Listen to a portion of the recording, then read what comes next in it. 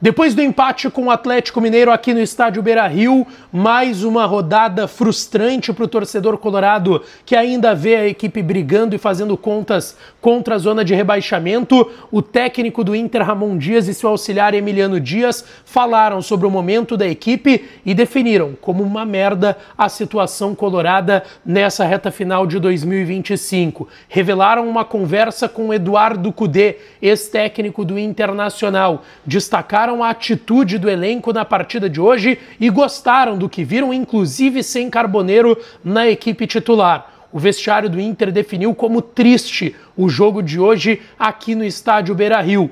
O vice de futebol colorado, José Olavo Bisol, se manifestou e respondeu perguntas dos jornalistas, inclusive se incomodando com algumas delas. A gente traz detalhes da situação do Inter na tabela de classificação do Campeonato Brasileiro. Tudo isso nesse conteúdo a partir de agora. Antes, não te esquece, deixa o teu like, te inscreve, ativa o sininho das notificações para tu não perder nada por aqui. E claro que esse conteúdo e todos os outros com apoio de KTO, kto.bet.br, para brincar, para se divertir. Site proibido para menores de 18 anos, é para jogar com responsabilidade. Bom, ainda estou aqui no estádio Beira-Rio, onde o Inter teve esse empate frustrante, jogando com um a mais desde os 15 minutos do primeiro tempo contra o Atlético Mineiro. O Inter somou apenas um pontinho, segue na 15ª colocação com os mesmos 36 pontos, o Santos 16º, 33, e o Vitória, adversário do Inter, na quarta-feira, lá no Barradão, em Salvador, o primeiro time dentro do Z4, com 31 pontos. O Bragantino tem 36, está com a mesma pontuação do Inter, perdeu de virada para o Bahia jogando fora de casa. O Galo 37, né, somou pontinho aqui no estádio Beira-Rio, e o Ceará, que venceu em casa do Fluminense por 2-0, foi para a 12ª colocação com 38 pontos. É uma situação que ainda deixa o Inter com uma diferença de 5 pontos, né? Aumentou de 4 para 5 pontos a diferença do Inter para a zona de rebaixamento, só que agora tem um jogo direto contra o Vitória em Salvador. Então o Inter precisa e muito sair vivo de lá, pelo menos pontuar para segurar o Vitória dentro da zona de rebaixamento. Bom, depois da partida aqui no estádio Beira-Rio, o técnico do Inter, Ramon Dias, elogiou a atuação do Internacional. Ele disse que gostou, e o Emiliano também, do que viram dentro de campo. Sabiam que o Atlético Mineiro jogaria com possivelmente uma linha de 3 lá atrás quando fosse atacar, então por conta disso, para ter uma recomposição melhor, optaram pelo Bruno Tabata e deixando o Carboneiro no banco de reservas. Eles disseram que a equipe los gustou, né? O Ramon disse, a equipe me gustou. E o Emiliano a mesma coisa.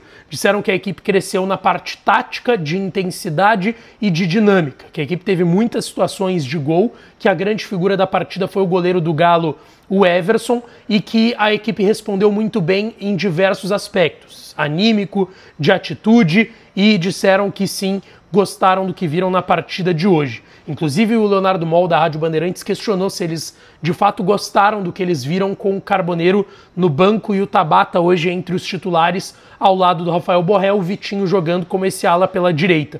E eles disseram que sim, que na visão deles deu certo essa opção, que quem tiver mais vontade de jogar vai jogar. Então eu não sei se teve só relação com essa opção tática de recomposição, a entrada do Tabata e a saída do Carboneiro, se talvez não tenha envolvimento com o Carboneiro no dia a dia, enfim, porque essa resposta para mim é simbólica.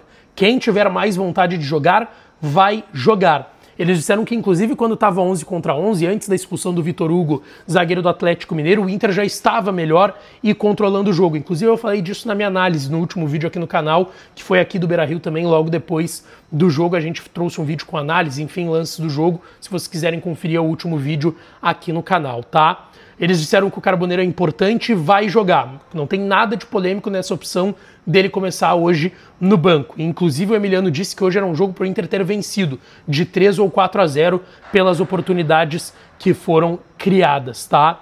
Sobre o Inter não ter conseguido fazer o gol mesmo com a mais em maior parte do jogo, eles disseram que a equipe teve 22 finalizações, criou situações, que o goleiro do Galo segurou muito bem e que esses foram motivos para o Inter não ter vencido aqui mesmo com a mais, mas que a equipe entrou ali numa confusão, talvez, de quando o Galo teve um a menos, se atirar para o ataque, às vezes, de qualquer jeito, não teve calma com a bola no pé, e isso pode ter tido uma diferença também. O Ramon disse que o jogo de quarta contra o Vitória é uma final para o grupo de jogadores e para eles também, tá? Eles disseram que eles são pagos para encontrarem soluções e eles estão tentando fazer isso, porque eles foram questionados sobre não terem conseguido ainda repetir uma equipe de um jogo para o outro, e eles falaram que muitas vezes tem suspensos, lesionados, que até as trocas de hoje também tinham a ver com isso, jogadores pendurados já, então eles teriam que fazer essas trocas, tá? Falaram sobre as vaias no final do jogo, depois desse 0-0 frustrante para os mais de 32 mil torcedores que estiveram aqui no Beira-Rio. Eles disseram que cobrança em qualquer time vai existir e que eles têm uma preocupação com que as coisas vazem de dentro do vestiário do Inter.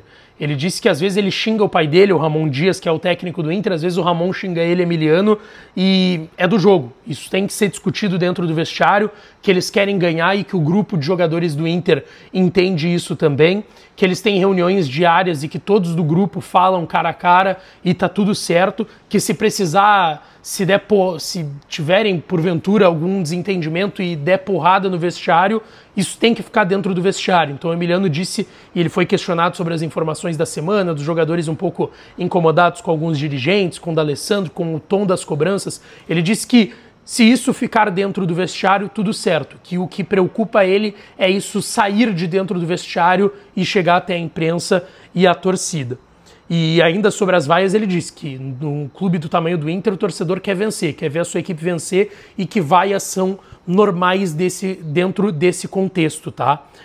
E aí ele traz um relato de que ele conversa muito com o Eduardo Cudê, ex-técnico do Internacional, e que o Cudê disse para eles que esse time, como o Internacional, ele tem que estar vencendo sempre, com o elenco que tem, enfim, que é um time que tem muita cobrança, tá? Até para trazer a frase exata, que é um clube para brigar lá em cima, pelo que ele disse que conversou com o Eduardo Cudê. Então, ele revelou essa conversa com o ex-técnico do Internacional e que o Cudê deixou claro que é uma equipe para estar brigando sempre lá em cima, porque é assim, é uma equipe grande e que está brigando sempre por coisas grandes e que isso é natural. E aí o Emiliano ele foi muito sincero, ele foi no modo sincerão para dizer que ele reconhece que a situação do Inter hoje é uma merda. Foi o termo que foi utilizado pelo Emiliano, mas que mesmo que esteja nessa situação, todos têm de estar unidos neste momento. O José Olavo Bisol, vice de futebol do Inter, concedeu também entrevista aqui depois da partida no estádio Beira-Rio e ele agradeceu a presença dos mais de 30 mil colorados que estiveram aqui hoje no estádio Beira-Rio, que sabe que tem uma importância muito grande essa energia passada do torcedor para os jogadores, para o grupo de jogadores e para a comissão técnica. Ele revelou que a partir dos próximos jogos sempre terá uma manifestação e uma entrevista coletiva de alguém da direção para justamente passar essa transparência ao torcedor do Inter. Ele reclamou um pouco da arbitragem, ele disse que a arbitragem só acabou acertando dentro do jogo porque o VAR o salvou. A direção do Inter ficou muito incomodada e o próprio Ramon Emiliano e alguns jogadores que falaram na zona mista disseram que o Inter se incomodou com a arbitragem, porque eles acham que o árbitro foi muito mal e que ele foi salvo pelo VAR. Na expulsão do Vitor Hugo, no pênalti que foi marcado no campo do Bernabé em cima do Rony, que aí o VAR pediu para ele olhar e ele acabou voltando atrás. Na expulsão do Alan Patrick, que seria absurda, ele deu uma expulsão ali no campo de um lance que nem falta do Alan Patrick foi, enfim, e que isso acabou picotando e atrapalhando também o andamento do jogo. O José Olavo Bisol confirmou a informação de que existe uma dívida com o Racing na contratação do Carboneiro. O Inter tinha que pagar, né? Foi acordado 350 mil dólares pelo empréstimo, o Inter pagou somente a primeira parcela, ele confirmou essa informação também. Ele disse que incomoda muito a direção e a todos dentro do clube que se falem de dívida com o grupo de jogadores, porque ele segue batendo na tecla de que se o Inter repactuou valores de direitos de imagem, não existe dívida com o grupo de atletas do Internacional. Ele disse que reconhece os erros, que a autocrítica é feita diariamente. Ele não quis responder sobre a sua permanência para a próxima temporada como vice de futebol do Inter, mas que sim, é feita uma autocrítica, é feita uma avaliação diária dentro do departamento de futebol, mas que não poderia externar neste momento os erros cometidos pelo departamento para não colocar talvez em xeque algum jogador do elenco, o vestiário ou a comissão técnica, enfim. Então ele não faria neste momento essa avaliação. E aí chega um momento em que ele se incomoda e é até bem desrespeitoso com o Thiago Stormovski, repórter do canal do Baldaço, porque o Thiago cita que em vários outros momentos a direção não falou, ou em momentos que ela falou, ela não confirmou a autocrítica e que estava errada e que tinha tido erros de planejamento e parecia por vezes que estavam terceirizando essa culpa. E aí o Bisol é bem desrespeitoso com o Thiago, ele pergunta qual é o nome do Thiago, sendo que eu sei e todo mundo sabe que ele conhece o Thiago Stormovski, o Thiago é um cara do dia a dia, o Thiago falou o nome dele como é de praxe, a assessoria do Inter pede que fale o nome de cada repórter no início das perguntas, o Bisol já teve contato com o Thiago, enfim, ele sabe quem é o Thiago Stormovski e acabou sendo desrespeitoso ao perguntar, mas qual que é o teu nome mesmo? Não precisava, né? E aí ele disse que o Thiago provavelmente não ouviu a entrevista dele, que ele disse que não é o momento de fazer avaliação, que ele não está terceirizando responsabilidades e que o torcedor José Olavo Bisol sofre em casa também, porque a pergunta do Thiago termina não só com essa questão de terceirização de culpa por parte da direção, que é algo que a gente viu sim durante o ano todo, mas como o torcedor José Olavo Bisol encararia a coletiva como estava sendo concedida por um dirigente como ele do Internacional. E aí ele disse que não é um momento de crítica pesada para A, B ou C. Com todo respeito, gente, hoje é dia 2 de novembro, faltam 1 mês e 5 dias para terminar o ano para o Inter, para a última rodada do Brasileirão, que é no dia 7 de dezembro. Com tudo que aconteceu no ano, não é momento para crítica pesada, desculpa, gente. O ano do Inter foi um fracasso por conta do José Olavo Bisol também, de toda a direção do Inter, grupo de jogadores, de todo mundo dentro do clube tendo sua responsabilidade. E aí tu dizer que não é um momento de crítica para A, B ou C, tu tá um pouco fora da realidade do que está acontecendo, né?